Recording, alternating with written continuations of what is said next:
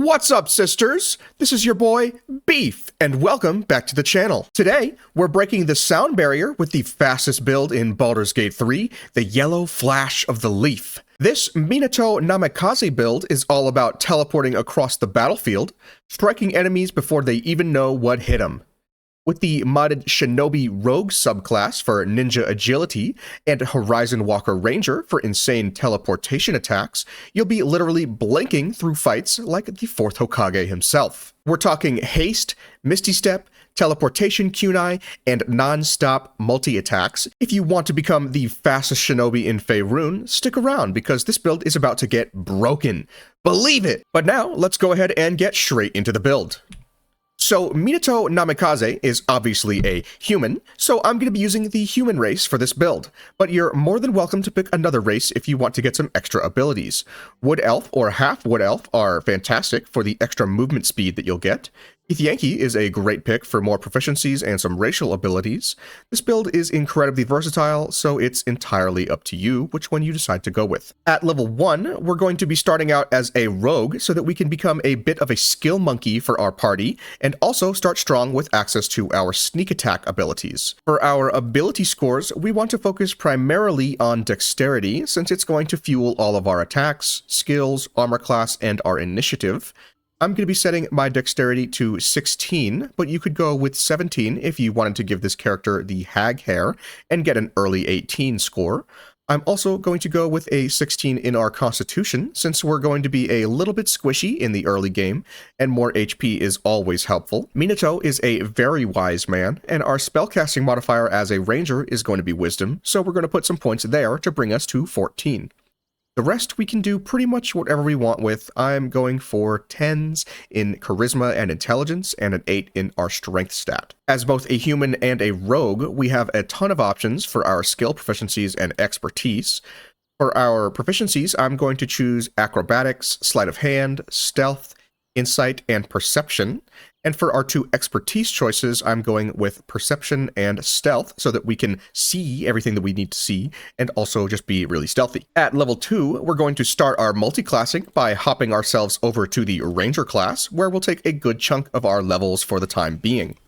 When we get our ranger subclass to level 5, we'll get extra attack, and eventually at level 11, we'll get distant strike, which allows us to teleport a lot. So we're going to push hard into the ranger for now. For our favored enemy, I'm going with the ranger knight, mostly for the flavor.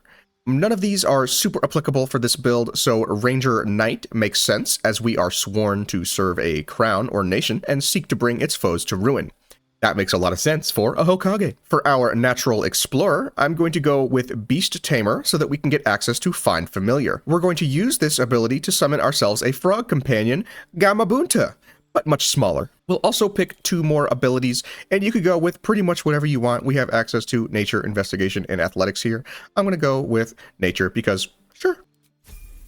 At level 3, we're going to learn 2 spells and a fighting style. I'm going to be taking Long Strider and also Absorb Elements for our spells. And for our fighting style, I'm going to go with Defense so that we can get a nice +1 bonus to our armor class while we're wearing armor. At level 4, we're going to choose our Ranger subclass, and we're going with the Horizon Walker. Horizon Walkers guard the world against threats that originate from other planets, or that seek to ravage the mortal realm with otherworldly magic. We're going to get access to our ability Detect Portal, which is a feature mostly useful on the tabletop Dungeons & Dragons.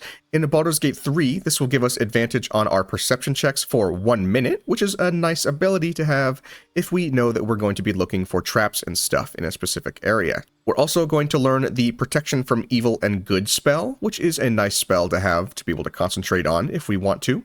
The main thing that we're going to get out of our subclass at this point, however, is our Planar Warrior. This is our own subclass-specific form of Hunter's Mark, where we'll use our bonus action to choose a target, and weapon attacks against that creature will entirely be converted to force damage, dealing an additional 1d8 of force damage. This is really awesome because force damage is pretty good. At level 5, we're going to be choosing a feat for our Ranger class, and I'm going to start by taking the Alert feat. This will ensure that we can go first pretty much all of the time, and also so that we won't be surprised. At level 6, we get access to our ranger's extra attack, so now we can sneak attack and then do another attack on top of it. We're also going to learn Misty Step from our subclass, so now we can start teleporting around the battlefield with our Flying Raijin ninjutsu. We're also going to pick a new spell, and I am going to choose Force Weapon. This is a second level spell we can concentrate on that grants us a +1 bonus to our attack and damage rolls, dealing an additional 1d4 of force damage with our weapon attacks. At this point, our build is more or less online, which is really awesome, but from here on out, it will start to get significantly more powerful. At level 7, we're actually going to start switching back over to our second level of the Rogue class. At level 2, we really only get access to our cunning actions, but we're mostly after our subclass at our next level. At level 8, we're going to choose our Rogue subclass, and we're going with the modded Shinobi subclass. This is available on PC and on console, and is really fun for the way that we're going to be playing it. The main thing that we get out of our subclass for the moment is some new jutsu. The distraction technique allows us to create an illusion that distracts creatures, basically minor illusion, and the camouflage technique allows us to become invisible when we're standing in obscured areas. Really awesome. We're also going to be choosing a new fighting style, and I am going with the dueling fighting style. We're primarily going to be wielding just one small weapon in our main hand, so the extra +2 to damage that we'll get is a fantastic pickup. If you would rather start using some throwing kunai, you could go with the throwing style that comes with the Shinobi subclass. This is extremely powerful because it's kind of like Tavern Brawler light, but using your dex stat. When you throw something, your dexterity modifier is added to the damage and attack rolls. Not 2 times, but 1 time. So it's very strong, but not too strong like I know Tavern Brawler can be sometimes. There are some daggers that get added to the game with this subclass that have the returning property on them that you could use to great effect. However, I'm going to go with dueling because we can't use our sneak attack for a thrown weapon. So, oh well. This would be a lot of fun, but that's okay. We're going to go with dueling instead. At level 9, we're going with a 4th level of Rogue so that we can get access to a new feat. I'm going to be taking an ability score improvement for a +2 to our dexterity to bring us up to 18. At level 10, through our 5th level of Rogue, we get access to Uncanny Dodge. This allows us to mitigate some incoming damage by half, which is really cool. And at level 11, we'll be taking our 6th level of Rogue so that we can get access to some new jutsu. We'll get Vanish Technique, making our Flying Raijin even more powerful. This is kind of similar to the Monk's Shadow Step ability, allowing us to move at unobservable speed, virtually teleporting to another spot on the battlefield. If the area is obscured, we'll have advantage on our next attack roll, which we can use to lock in our sneak attack for some bonkers damage. Then we do another attack for fun, using our extra attack. We also get access to Smoke Bomb, which allows us to spend an action creating a cloud of darkness for 3 turns.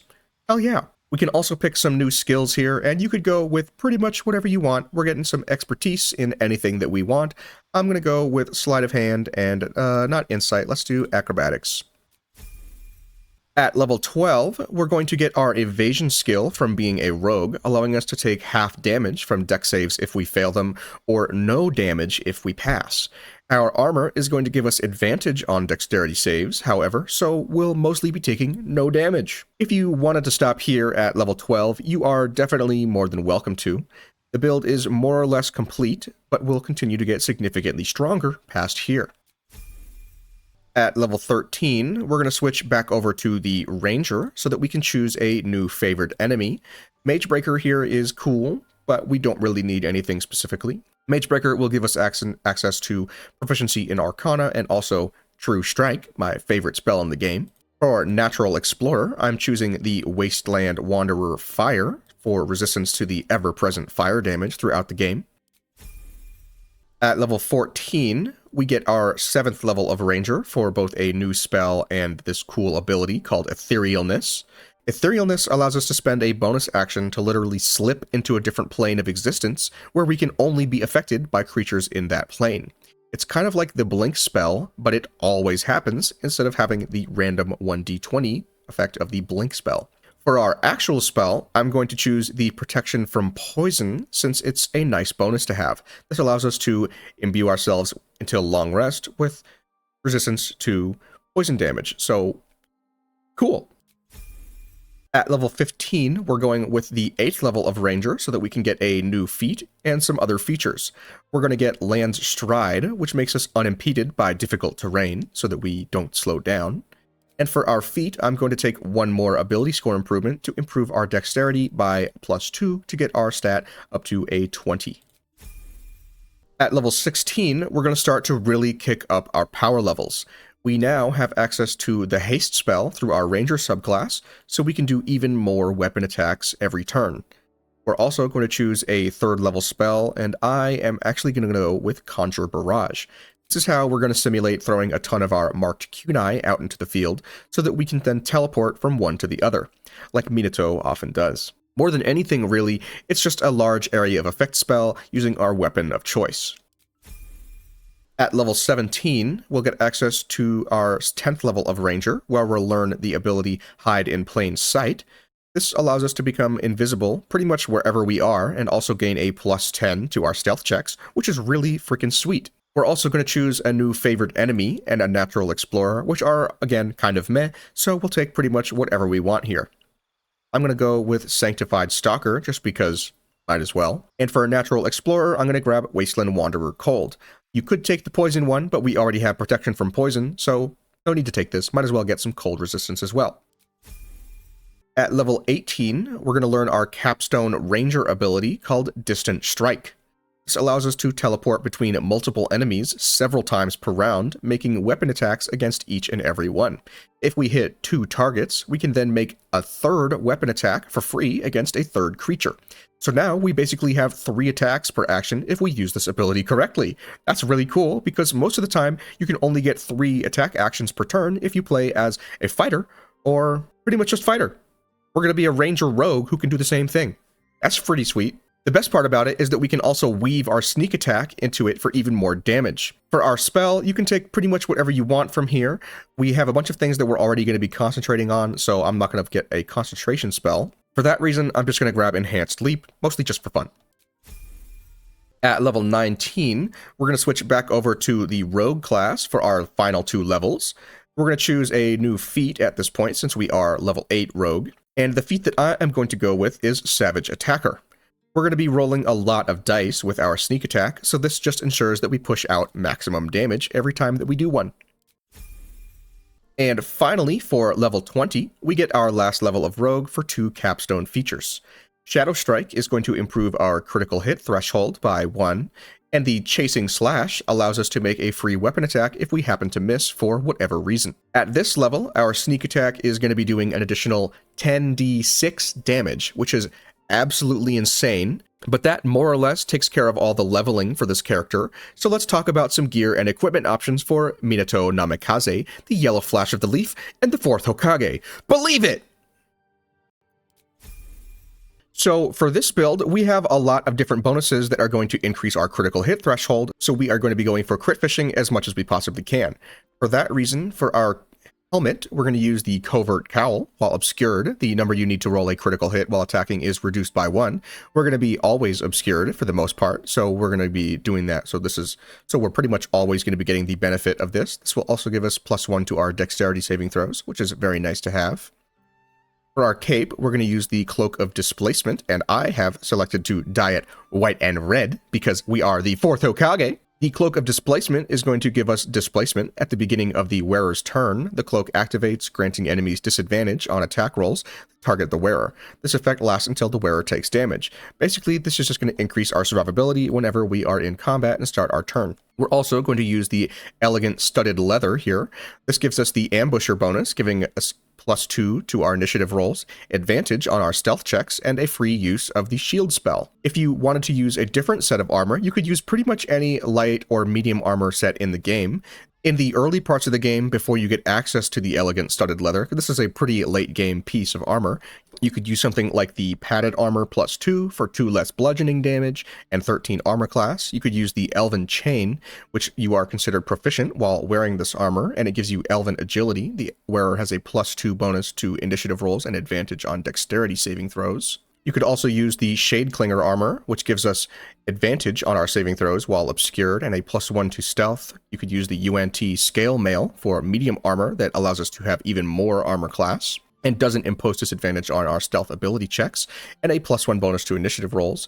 You could use the Armor of Agility once you get that, which is very similar to the UNT Scale Mail, but gives us a +2 bonus to our saving throws. And if you really want to cheese it, you could use the Ballast Armor and make a little bit of an evil decision to get it, because this is going to give us the Aura of Murder, which allows us to make all of our enemies within 3 meters vulnerable to piercing damage, which means that since our weapon is going to do piercing damage, we're going to do double damage for all of our sneak attacks, which is kind of crazy. I think this build is plenty powerful without it, and I don't necessarily want to make that sort of evil decision as Minato Namikaze if you want to roleplay a little bit more like him as being a hero. So for that reason, I'm going to stick with the Elegant Studded Leather.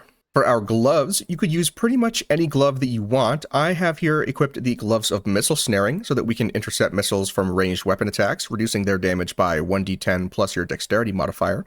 Our dexterity modifier is a +5, so we can reduce ranged weapon attack damage by a maximum of 15. Really sick. You could also use the Legacy of the Masters for an extra +2 bonus to your attack and damage rolls. You could use the Crater Flesh Gloves since we're going to be doing a lot of critical hits for an additional 1d6 force damage. You could use the Cinder Snap Gloves for a similar effect, protection from missiles. You could use the Dark Displacement Gloves if you're going to throw. This is really cool because it gives you a +1 bonus to your attack rolls when throwing, and you may swap positions with the target if they fail a dexterity saving throw. This allows you to get your Flying Raijin just in your throwing attack without needing to use your Distant Strike. You could also use the Gloves of the Duelist if you want to get another +2 bonus to your weapon attack rolls, but at the end of the day, I'm going to go with the Gloves of Missile Snaring, just so we have a little bit more survivability and damage mitigation. For our boots, I'm going to go with the Disintegrating Nightwalker so that we can't be enwebbed, entangled, or ensnared, and we cannot slip on grease or ice.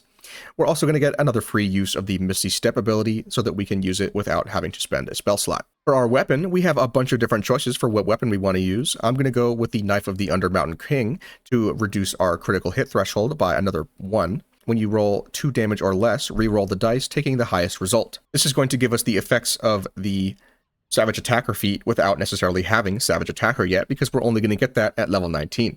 The Shadow Blade ability is also going to give us advantage on our attack rolls against lightly or heavily obscured targets when using this blade, which is really great in case we didn't get to do our teleport ability. For our bow, I'm going to use the Dead Shot so that we can increase our critical hit threshold by another 1, but you could also use the Vicious Shortbow that allows you to do even more damage whenever you score a critical hit. I would rather have the higher crit chance because we're going to be doing so much damage as it is, we don't necessarily need that. For some alternatives to the Knife of the Undermountain King, you could use the Sword of Life Stealing because it just gives you a critical hit bonus of dealing 10 necrotic damage and giving you 10 temporary hit points. You could use Crimson Mischief, which is really nice. It technically does more damage, but most of the time we're going to be dealing more. We're not going to have enemies that are below 50% of their hit points, and we're going to be, I mean, it's a great weapon, but I'm going to use something else. You could also use Rhapsody, which is really nice. And has similar bonuses for when we are hiding or invisible, or the Dolor Amaris, which is similar to the Vicious Shortbow and gives us +7 damage to all of our critical hits. I don't really feel like I want to use it that bad, so we're going to go ahead and stick with the Knife of the Undermountain King. For our jewelry, I'm going to use the Surgeon's Subjugation Amulet. Once per long rest, when scoring a critical hit on a humanoid, which we're going to do a lot, the wearer can paralyze the target for 2 turns. This just means we can get even more crits after the fact, guaranteed. We're also going to use the Eversight Ring. The wearer cannot be blinded, since we do have access to our Smoke Bomb ability, seen here. Pacha! We can stand in our smoke and not be blinded by it. And I'm also going to use the Ring of Protection for a +1 bonus to our armor class and saving throws.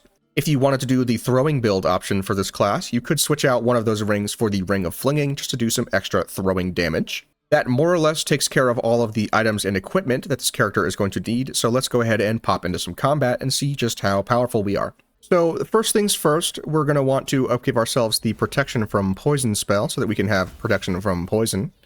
And then we're going to... what do we do? Let's see. At this point, we kind of have to make a choice between whether we want to focus on Force Weapon or Haste. Force Weapon would be cool because if you upgrade it, if you upcast it to 4th or 5th level spell slot, it gets a bigger bonus. But that's okay. We don't have 4th or 5th level spell slots because we're not a wizard. So we're just going to probably go with haste for this purpose. I'm not going to do it before we get into combat, though. So let's see. I'm going to summon Gamabunta here. He's a little bit baby frog. Hello there, Gamabunta. You only have 1 HP, but that's okay. Gamabunta has some cool abilities like Bufotoxin, touch a creature and possibly impose disadvantage on its dexterity saving throws. Not useful for anything in particular that we have in our kit, but just fun to have Gamabunta. I've also taken a Elixir of Bloodlust so that we can get another extra attack. And just to demonstrate what it does, this is what the Hide in Plain Sight ability does. We are currently obscured here, so we are going to pop it. And now we're invisible. If we decide to, we're pretty much invisible until we move. So if we move, then we become visible again. But as long as we're standing still, we're just fully invisible. Pretty cool, honestly. It's very similar to the camouflage technique, which basically just went us from being invisible to being invisible again. Alternatively, we have the vanish technique, which is basically just a teleport. Papa. Now we have advantage on our attack rolls. Pretty cool. Yeah, so one of the cool combos here is that aside from your hide in plain sight, you can use your camouflage technique to make yourself invisible. And then because you are invisible, you can use something like your vanish technique to disappear behind your enemy and stay invisible. That way you can just be here and go ba-ba. You can get surprise on all of your combat, except there is a frog just kind of floating around. Oh well, they don't know what a frog's doing. I'm also going to use Long Strider so that I can give myself a +3 bonus to our movement speed. And now let's get cooking. We have our Shadow Strike and our Covert Critical from our helmet, plus the bonus from our Knife of the Undermountain King. And what else do we have that gives us a crit bonus? We have the bonus from the Dead Shot, so we have overall a crit on a 16, which is really freaking sweet because we have advantage on a lot of our attack rolls. We're going to be getting those critical hits a lot. So let's see. Let's start combat by going camouflage-y.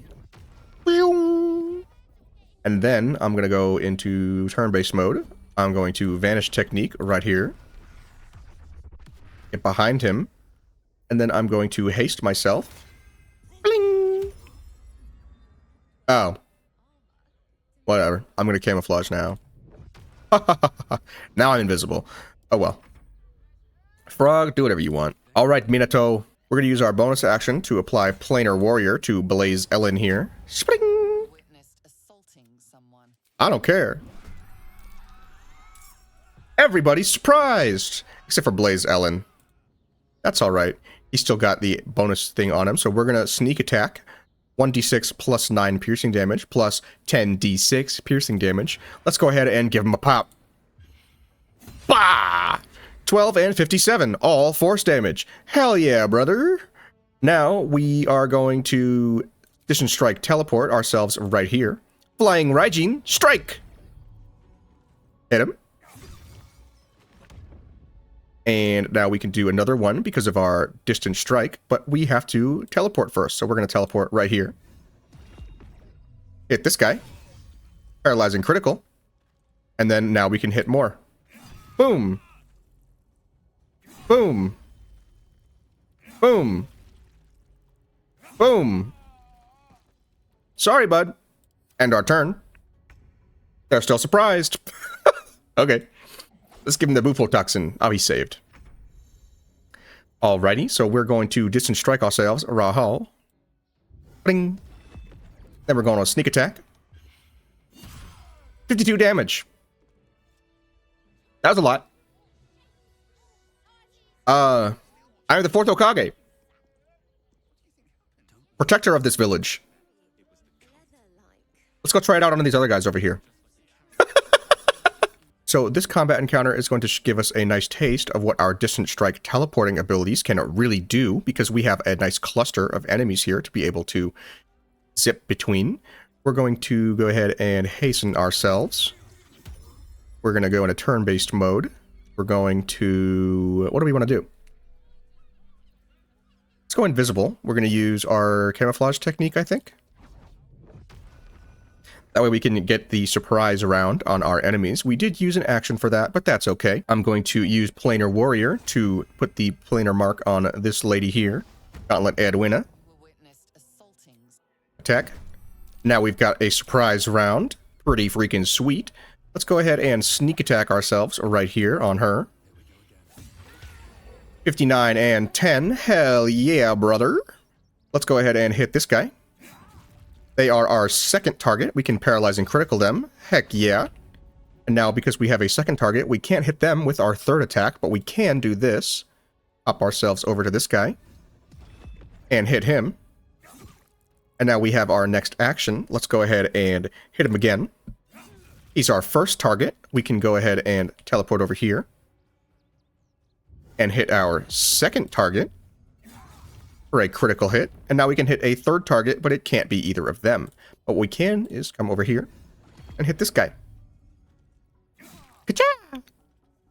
Let's go ahead and end our turn. Miss. Missile snaring, please. 0 damage. Cool. Surprised, surprised, surprised, surprised. I have this character here as backup. She doesn't really have much on her, but I don't really need it yet. Surprised and paralyzed. Sorry, bud. We're going to put a planar mark on this guy.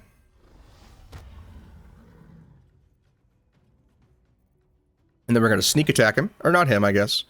We'll trigger the attack of opportunity. Go ahead. Miss. Let's sneak attack this guy, because we can. Ka-chow! 112 damage!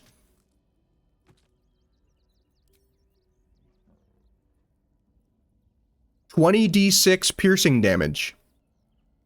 Okay, okay. Okay. This guy's got the planar warrior on him, so let's go ahead and hit him again. Critical hit! Oh, 22 and 21! But let's do this. We can't hit him again because it must be a new third target, so we're going to come over here and get this guy. Ching! Hit him. Critical hit, hell yeah. Let's go ahead and hit him again. He's our first target of the turn, so now we can teleport back over here. And then we can hit this guy. And now we have a third one. We can't hit this guy because it must be a third target, so let's go ahead and get this guy. Hell yeah. Let's end our turn. Come to me, Mirren.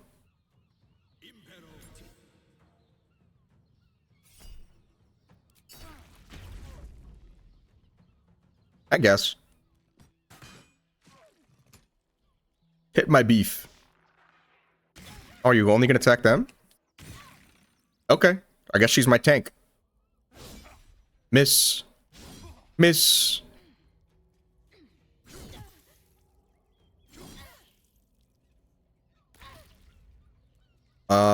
She didn't need to do anything. Let's go ahead and get up to some more shenanigans. I'm not going to use my planar thing this time. I just want to get advantage and I want to teleport. So let's teleport over here behind this guy. Bing! And then we're going to activate our sneak attack because now we have advantage. 105 for another critical hit. Oh my freaking god. Yeah. Let's come get this guy. Hit him. Hell yeah. We're going to distance strike ourselves over here so we can ignore the opportunity attack and then come hit this guy. Critical miss. Oh well. Let's hit him again. First target. Let's go ahead and ignore the opportunity attack. Come hit this guy. Second target. Hell yeah. There's not a third target that we can hit without going like way up here.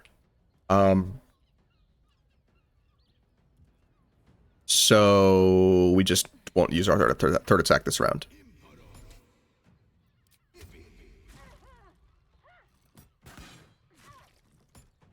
You're really going after them, aren't you?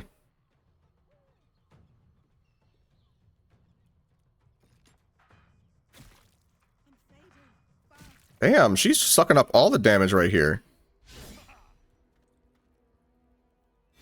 Shield. Don't need to do anything. Let's go ahead and put our... He doesn't have that much health left, so let's just get him with our first attack. Going! Critical hit, hell yeah. And now let's teleport ourselves over there. Let's do... our vanishing technique. Actually, let's use our vanishing technique somewhere else. Go over here and hit him. Hell, 42 and 14. I'm down with that. He's dead. How do we get ourselves over there to that guy? Let's use our vanishing technique. Where is he hiding? He's up here. Can I disappear? I can teleport up here. I can't really range attack though, so let's just end our turn. Where are you going? Stop shooting Beef. I'm Beef. I guess she'll go down, whatever. I'm untouched for some reason. I guess it's the disadvantage. Downed. So let's do this. He's not in shadow, so we're not going to get advantage on that unless we vanishing attack. Oh, it must be lightly or heavily obscured. That's fair. We're going to camouflage technique. And now we can sneak up behind him. What happened to my... Oh, it must still be heavily obscured. Whatever. Let's just do this then. Use my bonus action to put that on him. And then we'll sneak attack. Oh, we can't sneak attack. Hit him again. Oh! Do it again. 12. Nice. Bro, what? That was kind of rude. Now I'm not hastened anymore, so I have to sit here. Rude. How dare you push me? Well, guess what? It's my turn again. I don't care if you're not in shadow. I'm still gonna get you! Alright, and just like that, the yellow flash strikes again. This build is an absolute menace, zipping across the battlefield, deleting enemies before they can react, and making every fight look like a speedrun. With the Horizon Walker's teleport attacks, the Rogue's sneaky burst damage, and Haste turning you into a blur, you're basically unkillable. If you've ever wanted to roleplay as Minato or some other kind of shinobi in Baldur's Gate 3, this is absolutely the way to do it. Let me know in the comments, who should I build next? Another Naruto legend maybe? Or maybe a different character from an anime? And if you enjoyed the video, drop a like, hit that subscribe button, and ring the bell so you don't miss out on the next broken build. But for now, I will see you in the next video.